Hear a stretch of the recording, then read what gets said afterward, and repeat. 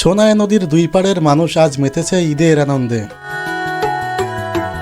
বাংলাদেশ এবং ভারত দেশ দুটিকে বিভক্তকারী সোনাই নদীতে ফিরে এসেছে ঐতিহ্যবাহী নৌকাবাইজ খেলা। সুদীর্ঘ 22 বছরের অপেক্ষার অবসান হলো আজ।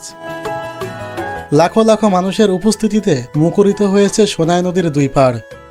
আসসালামু আলাইকুম প্রিয় দর্শক, সবাইকে পবিত্র ঈদ উল ফিতরের একরাশ শুভেচ্ছা জানিয়ে আজকের ভিডিও প্রতিবেদনটি শুরু করছি।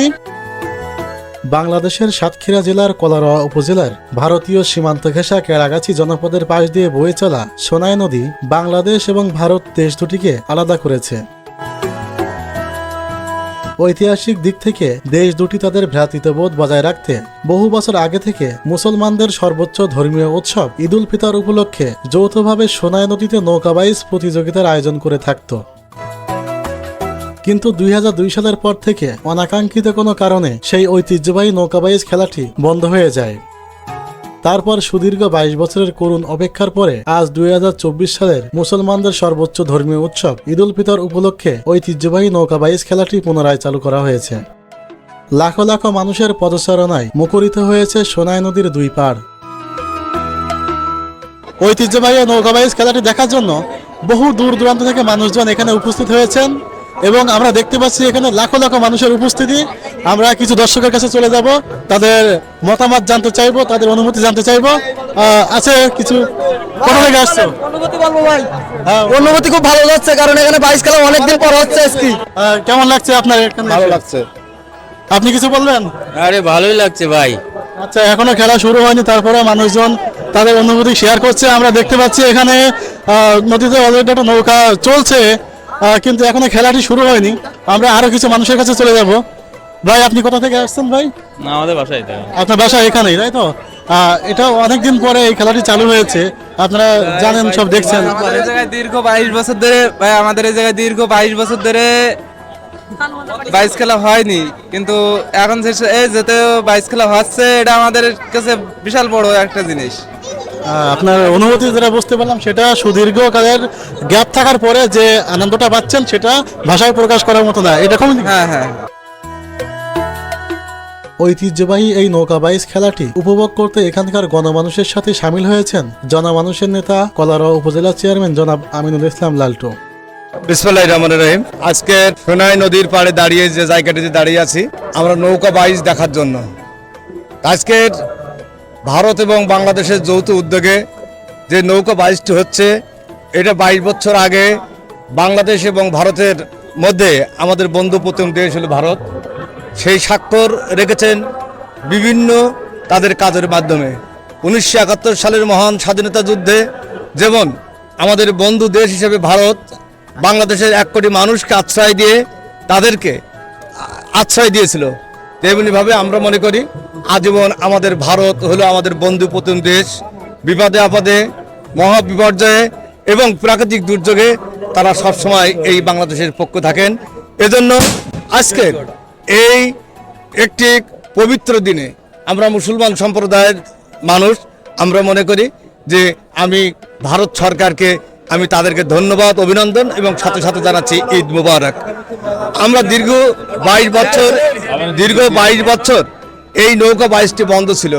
আজকে 22 বছর পরে আবার নৌকা বাইজটি দুই দেশের মধ্যস্থতায় চালু হয়েছে। আপনারা ইতিমধ্যেই লক্ষ্য করেছেন হাজার হাজার দর্শক এই নৌকা বাইজ দেখার জন্য তারা অধীর আগ্রহে বসে আছেন। যেমন আমরা দাঁড়িয়ে আছে বাংলাদেশের সীমান্তে পশ্চিম পাড় ভারতের, তারা হাকিমপুর এলাকায়, তদ্রুপ লক্ষ লক্ষ মানুষ দাঁড়িয়ে আছে আজকের এই নৌকাবাইজ দেখার জন্য। আমি মনে করি ভারত আর বাংলাদেশের সাধারণ মানুষের মধ্যে একটি মিলন মেলার সৃষ্টি হয়েছে। এই মিলন মেলার সৃষ্টির মধ্য দিয়ে আমাদের ভারত এবং বাংলাদেশের মধ্যে যে সম্পর্ক সুদৃঢ় হবে বলে আমি বিশ্বাস করি। এখানে দেখতে পাচ্ছি এখানে অসংখ্য নারী, পুরুষ, যুবক, কিশোর এবং তরুণ সহ মানে অনেক মানুষজন এখানে উপস্থিত হয়েছে। তারা সানন্দে এই খেলাটি উপভোগ করার জন্য যে উৎফুল্ল উৎকণ্ঠা তাদের মধ্যে দেখতে পাচ্ছি, এটা আসলে ভাষায় প্রকাশ করার মতো না। এটা পবিত্র ঈদের দিনে এমন একটি অনুষ্ঠান যেটা প্রত্যেকটি মানুষের সুস্থ বিনোদনের জন্য একটি দৃষ্টান্ত হয়ে থাকবে। ভারতীয় সময় দুপুর 2টা এবং বাংলাদেশ সময় দুপুর 2টা বেজে 30 মিনিটে আরম্ভ হয় কাঙ্ক্ষিত সেই নৌকাবাইজ খেলা।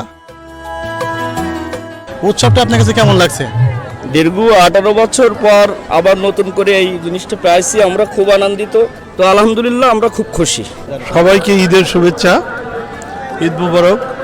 আজকে 23 বছর 22 বছর পরে যে এই 22 খেলা ভারত বাংলাদেশ, এইটা 22 বছর বন্ধ ছিল, আজকে চালু হওয়াতে সবাই মানে আনন্দে আত্মহারা।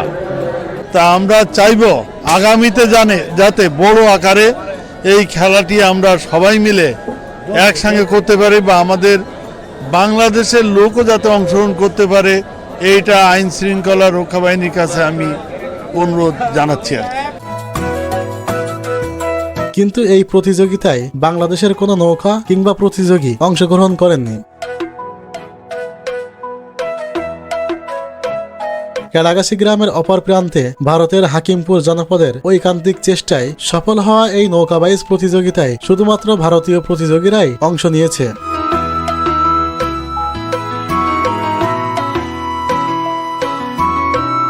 সকল ধরনের অনাকাঙ্ক্ষিত ঘটনা এড়াতে বাংলাদেশ এবং ভারতের সীমান্তরক্ষী বাহিনীর কড়া নিয়ন্ত্রণ এবং নজরদারি পরিলক্ষিত হয়েছে।